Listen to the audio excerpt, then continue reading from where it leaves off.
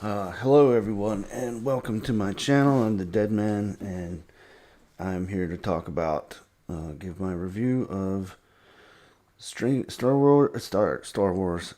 Trek, Strange New Worlds, Season 3, Episode 7, titled, What is Starfleet?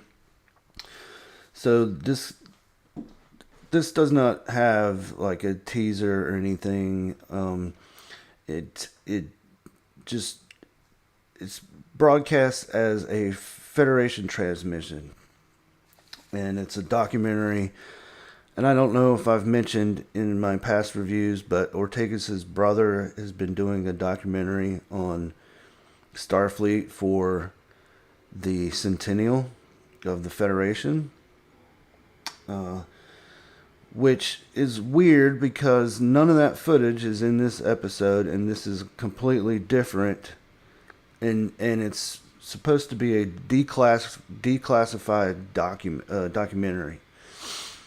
So, are they making the documentary for this purpose, or were they making the documentary for the centennial, or was he just doing two separate things, with two separate projects? Because why would you classify it if it's meant to be for the centennial? So right off the bat, they they lose me. They lose points. They lose me as an audience member. And the way it's filmed, it's like it's filmed with modern day drones. Uh, so again, they can't even disguise it, and it's crazy because the last episode I was praising, and I was saying, you know, they made what seemed to me like a classic TOS type episode, and and some people will say, okay, Kirk's behavior was kind of childish and erratic, and I say, and I said in the video, this is not the Kirk from TOS that we know already. Um, he's learning on the job, basically. And there is a moment in TOS where he does storm off the bridge during the ultimate computer. But enough about that. That's last week. So they give the numbers for the Enterprise, and it's 190,000 meters long. Uh, oh, metric tons. Sorry, metric tons. That's how much it weighs, and 442.6 meters long, and a crew of 203. So this is the same continuity, right? But it's not, because those aren't the numbers on the Enterprise as far as how big it is. This would make in Trek Yards, if you've ever seen Trek Yards or ever heard of Trek Yards, they show a comparison of what it should look like, and this makes the Enterprise bigger than the original series. So unless there's like a major refit where they shrink it, and remember in the original series there's a crew of like 430. So that would explain why the crew quarters are smaller. You know, even the captain's quarters are smaller because Pike's got a huge fucking room. But are they going to actually do that? And by the end of season 5, we see the Connie as it is, as we see it. And, probably not, even though Deep Space Nine, we've seen it. We've seen it in Deep Space Nine. It's the same exact ship. Okay, so are they going to do that? Probably not. Anyway,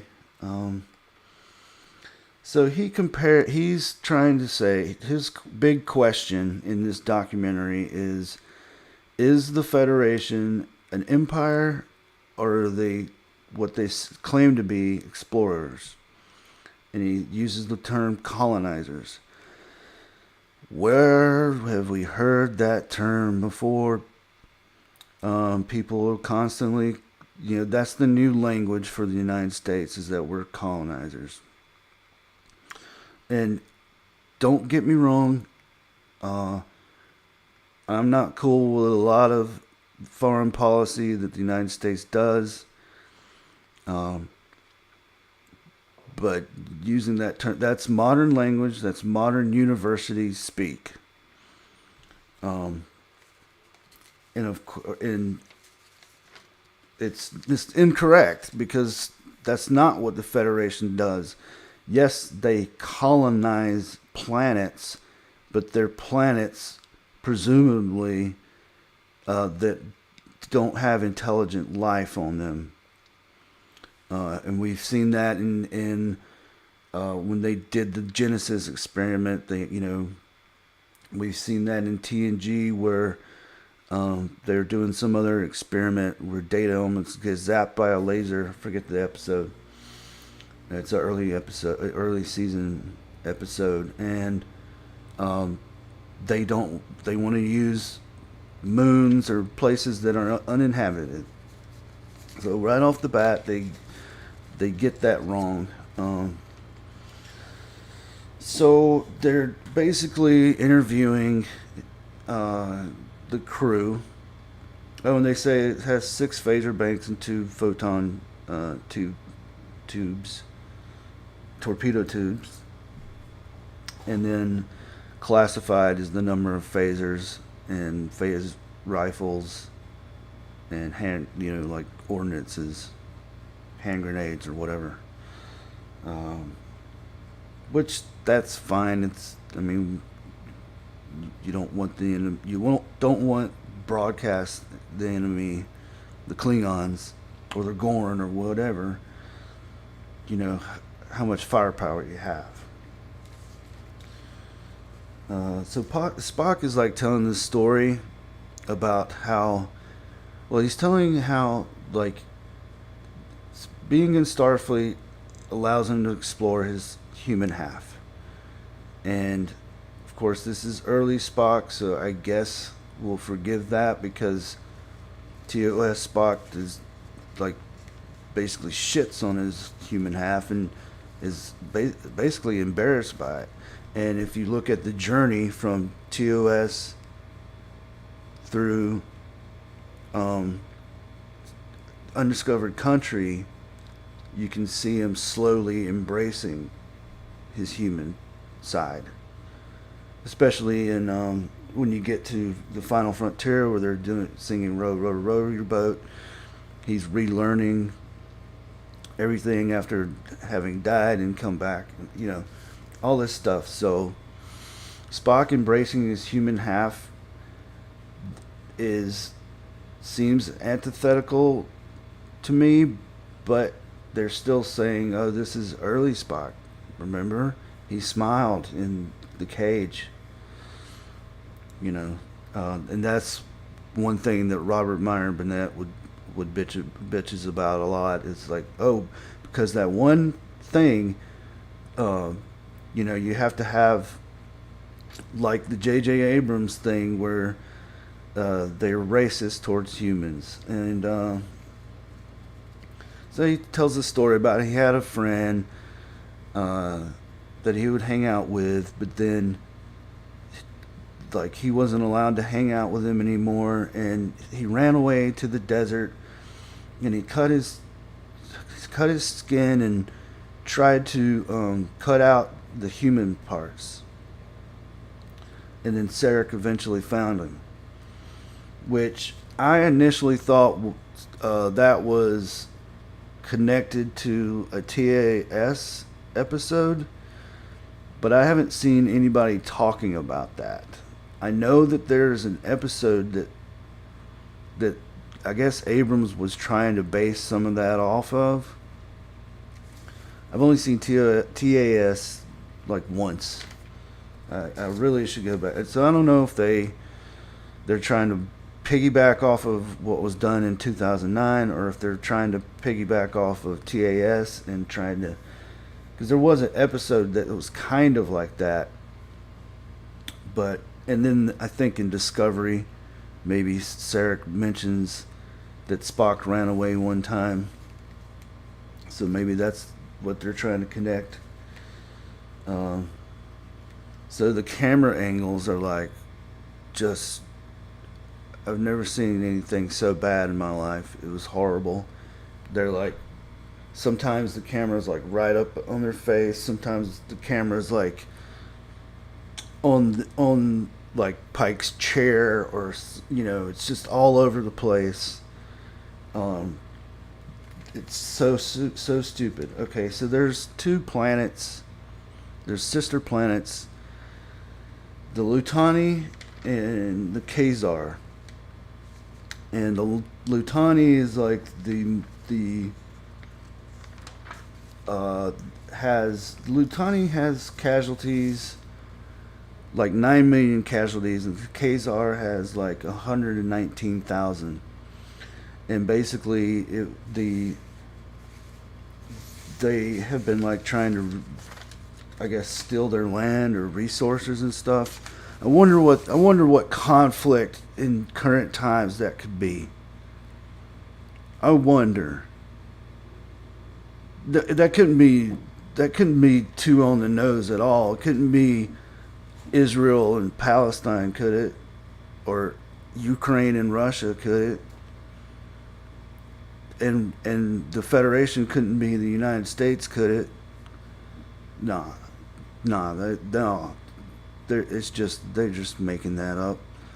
It, you know, they've already inserted January 6th in that first episode, which I didn't mind. Whatever. But again, Robert Meyer Burnett says this is not our future. It is a fictional Earth's future, which is very similar. But then, of course, they've messed that timeline up because Khan is later on now, because they tried to blame it on time travel and the temporal war and all that stuff. Is like, you don't have to do all this retconning. It's not really us, It's like that Saturday Night Live skit with Shatner. It's like, it's a fucking TV show. It can have its own fucking, internal timeline. Christ. Anyway, the Lutani are, their mission is to carry this, what they call a Jakaru, which supposedly is like livestock, to the Lutani. And the Lutani, Ortegas is like saying that they used to help the Klingons, so why are we helping them? And everything's classified. So anytime they're up against the wall and they have to try to have any meaning or any sort of intellectual discussion, well, that's classified. So the Jakaru is like going through like this metamorphosis that I guess the Lutani were engineering, and it's so they go. There's this planet. They go to this planet, and it's in the ocean. You see like this ball of light in the ocean, and then it comes out of the ocean and it turns into, it looks like a giant space moth, basically. And Spock can sense it. So we've seen Spock sense Voyager, even though Voyager, I guess, technically has a conscience because it's evolved, but it's not like ours. But that's fine. Spock can do stuff like that. But it kind of makes him like wince a little, and he, he's like shaky, or his hands are shaky or something. And I watched this twice, by the way, and basically came away with the same ideas and conclusions, and maybe a tiny fracture maybe liked it a tiny, tiny fracture more. Maybe. Uh, because the whole documentary style, it, it, it just, it really ruins it for me. If they'd have just stick to a normal story, I think it would have been better.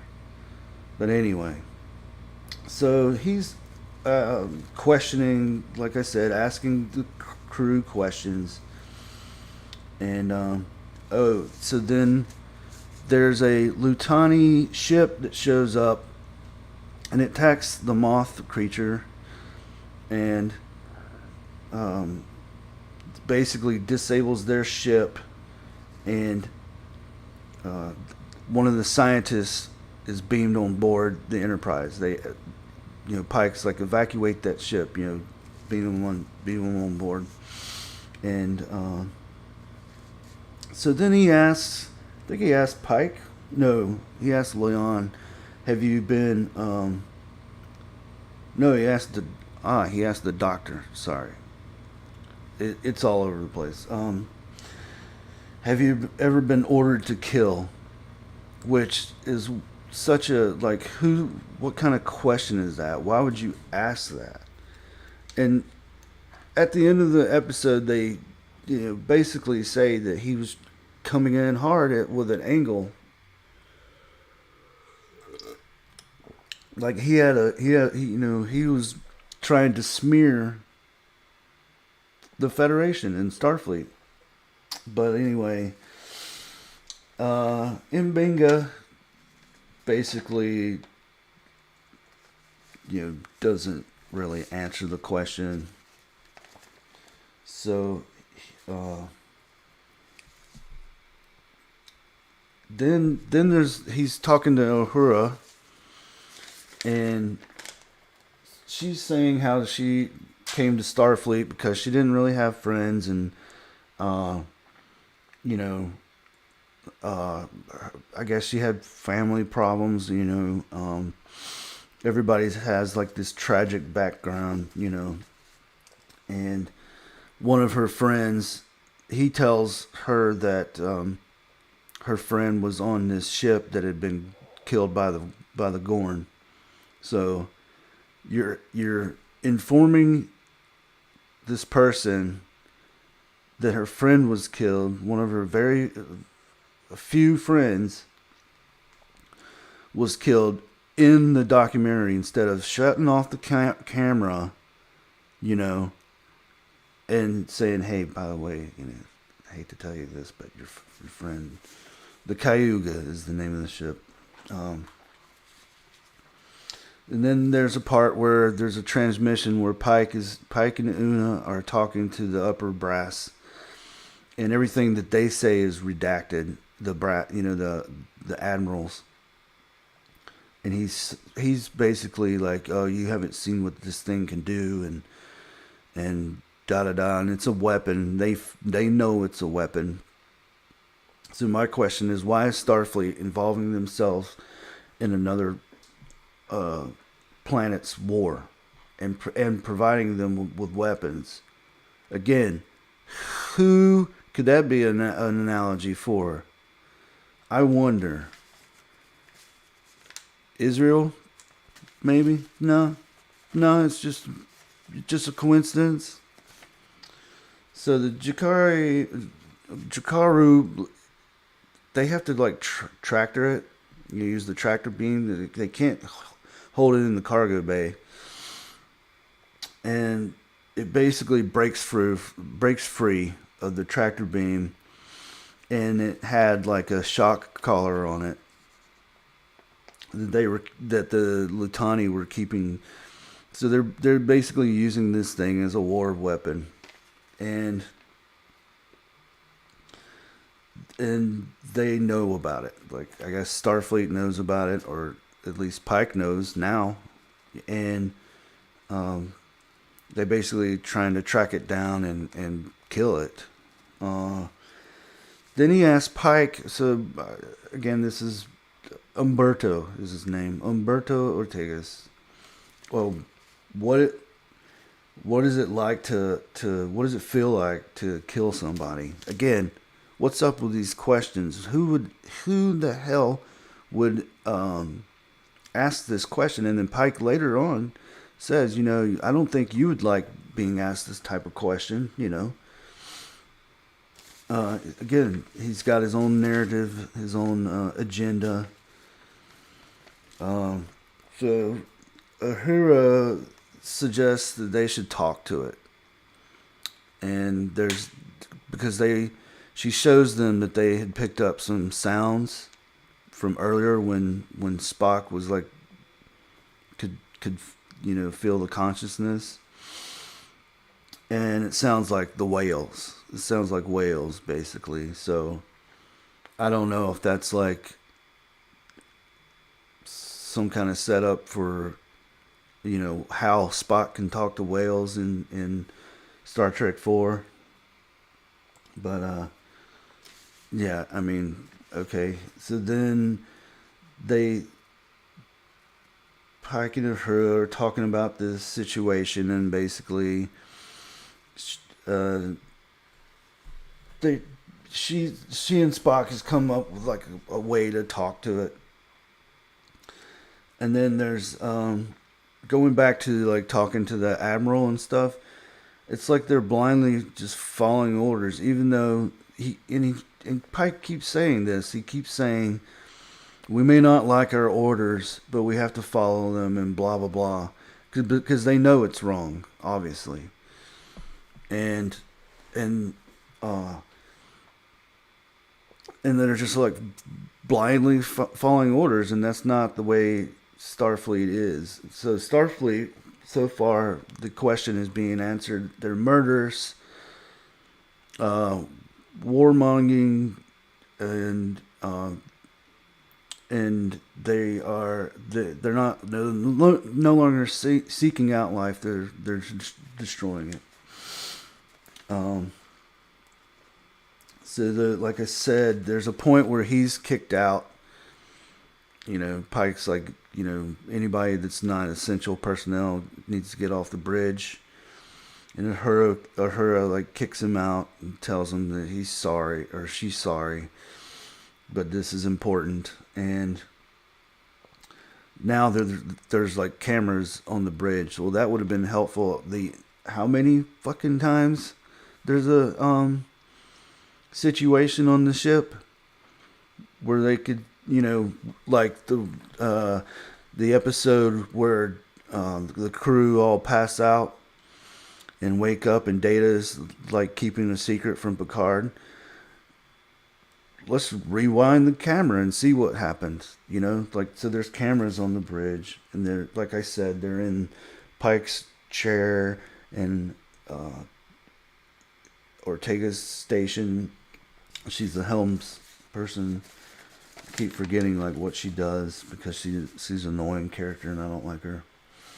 So then a Lutani warship approaches, and at the same time, Spock is on the shuttle with Uhura and Chapel, and he's got some kind of visor thing on that's like aiding him in trying to talk to this creature, and it doesn't work, and he's injured. So him and Chapel are injured, and Uhura wants to try again, and Pike's like, no, I'm not gonna risk another crew, another person of my crew. And she says, well, I volunteer. And then so she just does it anyway. So here we go with the discipline on, there was one episode where they disciplined Ortegas, and everybody was like following the rules and doing things what Pike says, and then like I said before, they have to kind of undercut the man. So Uhura's like talking to the thing, and basically they figure out that the creature wants to be killed, and is tired of being used as a weapon and has like kids on that planet that haven't been messed with through the metamorphosis process. And like I said, I have written down in my notes, Starfleet's mission is to seek out life, not destroy it. So I don't think that this would be like Starfleet would be okay with like an assisted suicide. And if you look at TNG, Worf, Riker wasn't cool with that. Deep Space Nine, Cisco wasn't cool with Worf killing his brother. You know, so there's precedent there. Uh, Even though this is a prequel, but still, um, it's they say it in the credits every time. To seek out life and use others. And even Picard has when they're doing data measure of a man, he's like, if you want life, there it sits, that type of stuff. And then Pike basically likens it to putting down a horse, and he tells this story about how he had a horse that broke its leg, and he had to put it down, put it out of its misery. And it's like, dude, do you realize that this is not the 1800s? That you have medical technology that you can wave a thing over a bone and heal it.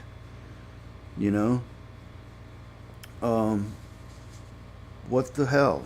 So then Umberto he's talking to her, starts to blame Starfleet because Erica, that's her name, her first name, Ortega's, which I forget again because I don't really care for this character, for taking her sister away, and it's like, why don't you blame her for leaving, and then he,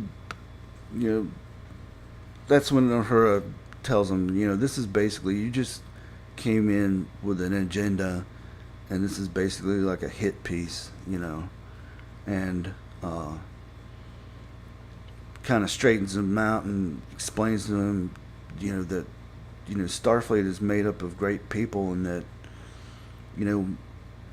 she doesn't say, like, we don't blindly follow orders, but she kind of conveys that, I guess. But you just did. Pike just did. He just did.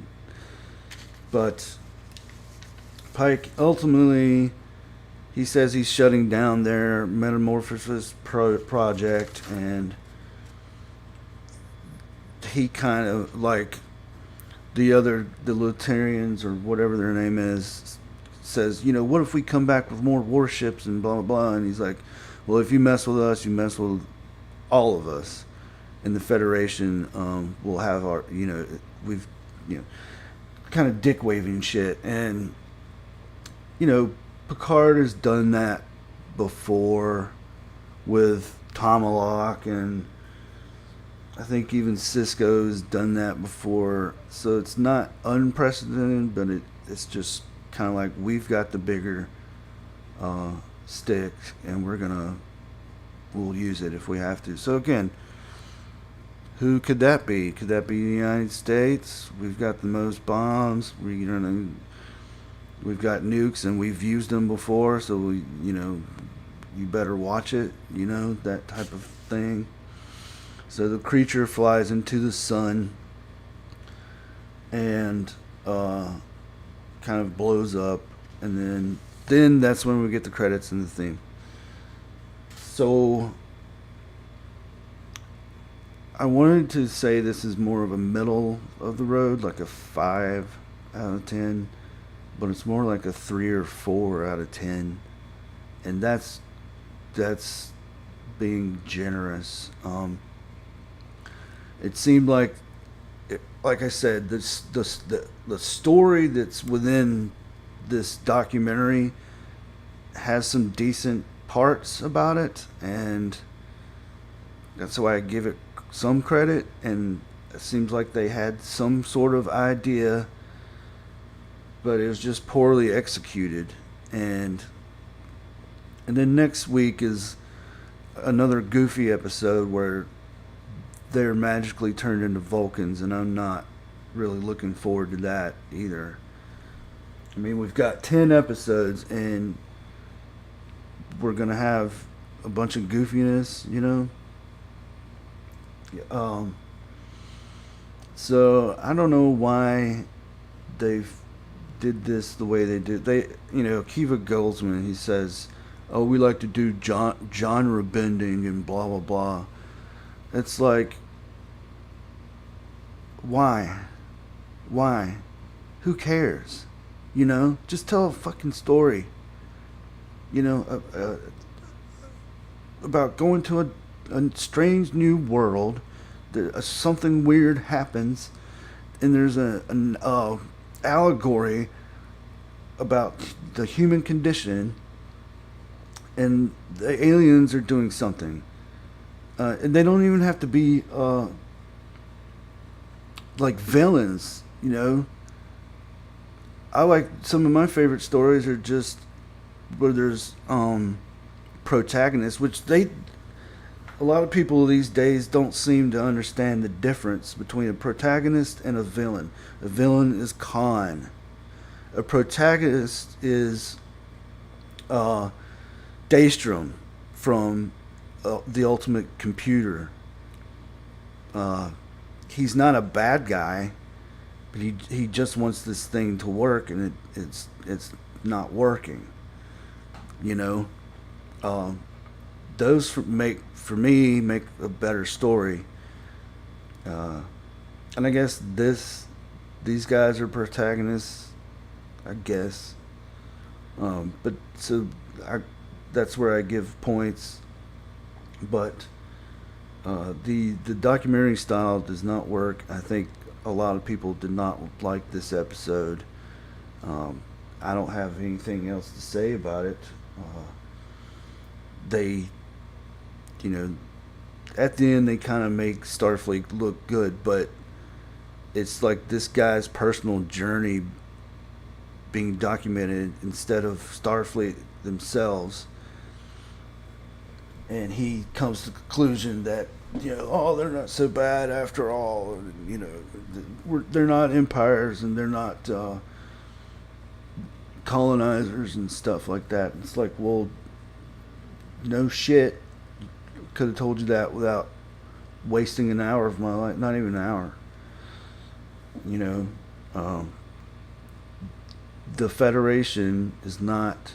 Yes, in TOS, the Klingons were kind of like the Russians, the Soviets.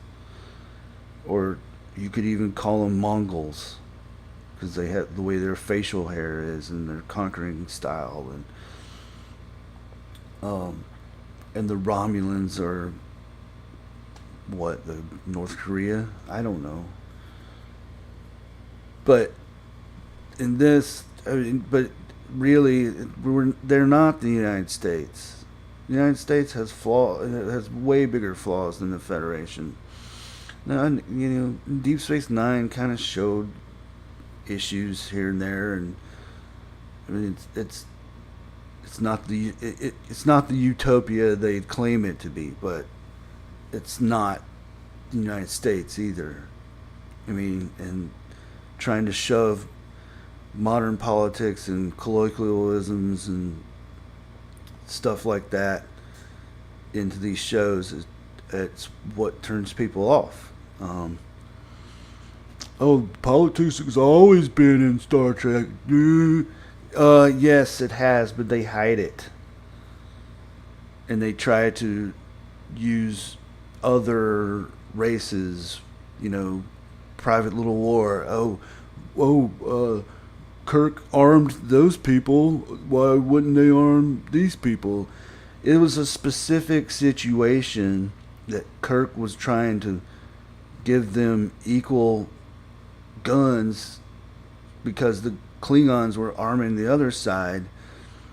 So he was trying to give them a fighting chance. This is a completely different situation. But anyway, some people, they'll just accept anything as long as it has Star Trek name slapped on it. I don't know what to tell those people. I know what I want to tell them, but it's not gonna move the needle at all. Anyway, I'm the dead man, and thanks for anybody that. Let me see if anybody's out there.